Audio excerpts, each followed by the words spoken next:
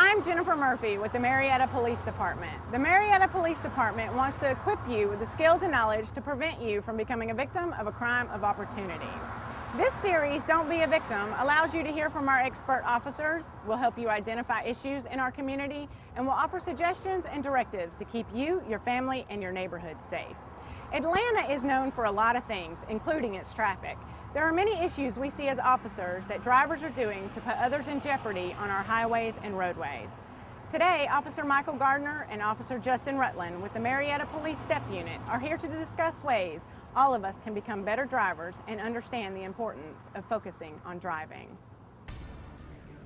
I'm a traffic investigator with the Marietta Police Department's Step Unit. It's a selective traffic enforcement program. The responsibilities of this unit is that we investigate serious injury and fatality accidents.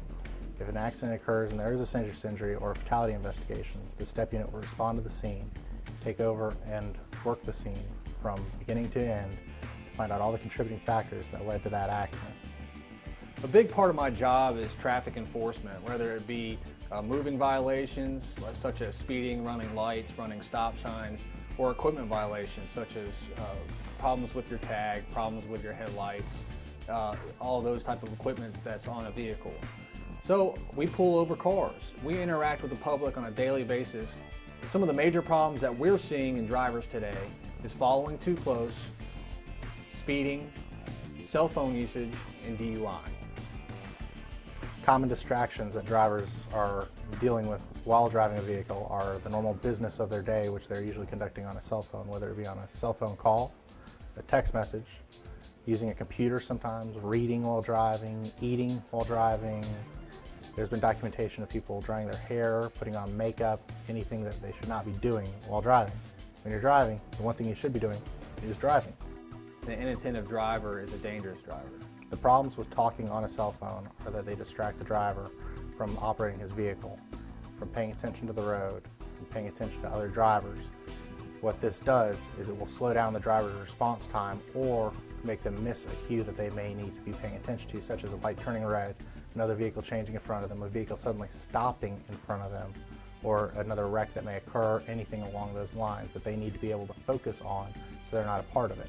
You know, DUI is on the decrease because of education and, you know, a lot of people, their own experiences and word of mouth from other people of knowing the repercussions of DUI is great. However, people are not really understanding that driving and texting and driving and talking on a cell phone and being inattentive while driving is just as dangerous as being under the influence of drugs or alcohol.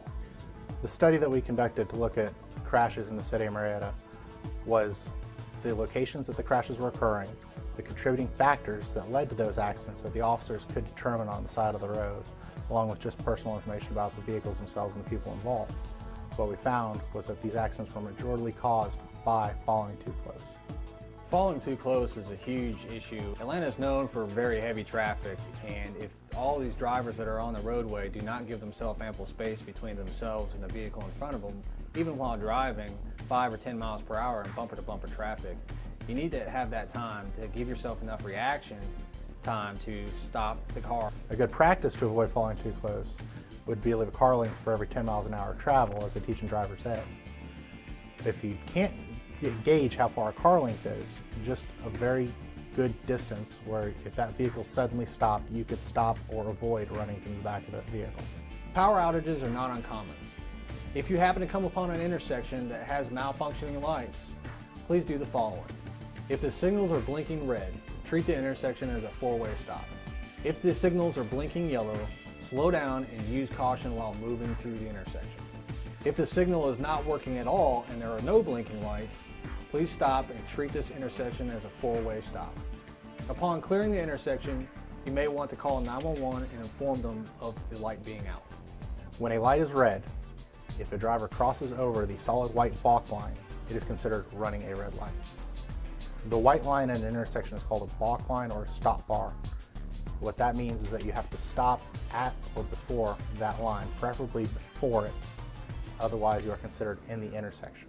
If you have cleared the white line, you are in the intersection. So if the light is red and you're in it, you are occupying that intersection, which is unsafe for other vehicles which will be crossing that intersection. I think one big problem that people realize when they do cross a balk line is that It's not even beyond the fact that they've run the red light, is the fact that if there's a weight sensor there, they might be past it. They might not get that light to cycle for them. Then sometimes that can lead to driver impatience, and then they'll go ahead and run that light because they don't think it's going to turn for them. Then that can cause a wreck. Whenever I get out on the interstate to work or to help somebody, I'm in fear for my life. Not only do I have to worry about that person I'm interacting with on the side of the road, but I also have to worry about the trucks, the cars that are speeding or exceeding the speed limit on the interstate. It's a very dangerous thing being out on the interstate, on foot, unprotected from another vehicle. When a police vehicle, emergency vehicle, ambulance, fire truck, wrecker is on the side of the road with its blue lights activated, there's a law in Georgia called the move over law, which means that you must slow down and be prepared to stop, or you can change lanes to get out of the way of the vehicle, to give that vehicle enough operating room to do what it needs to do and for the safety of everybody on the side of the road and for you. If you see an emergency vehicle approaching you, you need to safely slow down and move to the right side of the road and come to a complete stop. Don't slam on brakes and stop in the same lane the vehicle is approaching you. Don't move to the left and stop.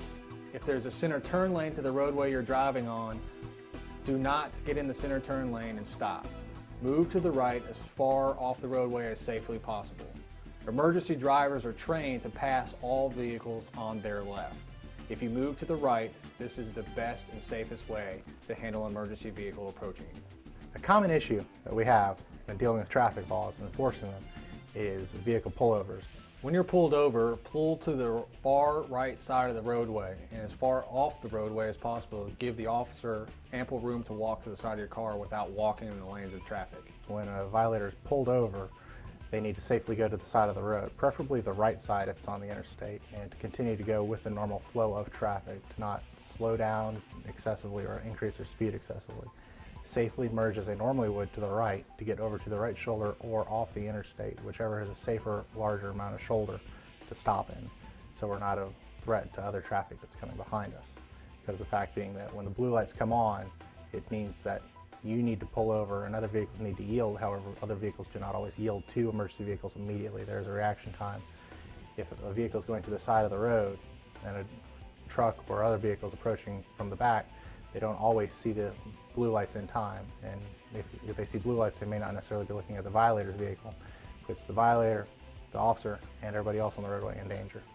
When you're pulled over, if you have the opportunity to pull into a parking lot or into a private business to get off of the roadway or even a side street where there's less traffic, please do so.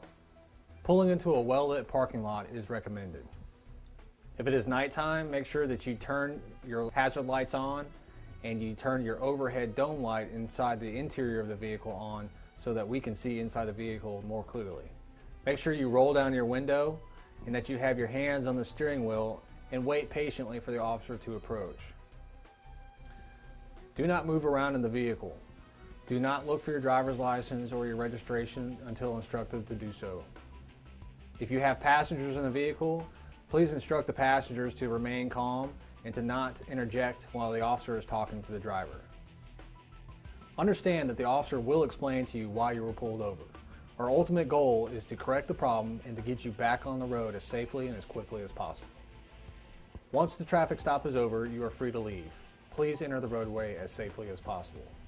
If you know that your vehicle is properly functioning with the equipment and other safety aspects of the vehicle, and if you know that you're driving within the speed limit and in a safe, defensive manner, we have no reason to stop you. If we do happen to stop you, we're stopping you because it may be a problem that could occur, there's a problem that is occurring at the time, and we want to let you know about that problem so that you can be a safer driver. The ultimate purpose is to save lives. It's to keep people safe. It's to prevent accidents. It's to make sure everybody gets home. It's not just to write as many tickets as you can. There are many things you can do to be a better driver. Focusing on the roadway and being aware are keys to safe driving. You can also enroll your teens in a driving course. We hope the information we have shared here will keep you safe as you drive through Marietta and the state of Georgia. So until next time, don't be a victim.